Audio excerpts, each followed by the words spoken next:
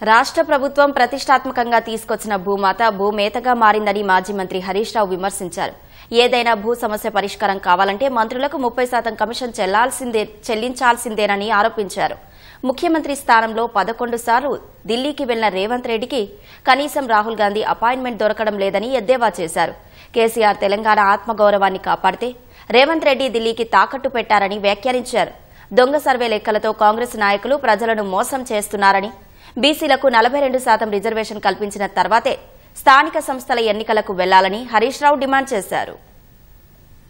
ఎన్నో పోరాటాలు చేసి తెలంగాణ ఆత్మగౌరవాన్ని, జాతి గౌరవాన్ని కేసీఆర్ నిలబెట్టింది.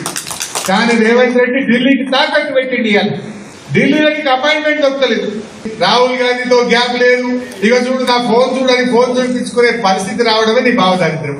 పరిపాలన దేవుడెరుగు. మంత్రులు కొట్టాడుకుంటారు, ముఖ్యమంత్రి కొట్టాడుకుంటారు. ఎమ్మెల్యేలు మీటింగ్ పెట్టారు. 30% కమిషన్ అట. బిల్లు పాస్ కావాలంటే 10%, భూమి క్లియర్ కావాలంటే 30%. అది ఇక భూమాత కాదు, భూమేత అయిపోయింది.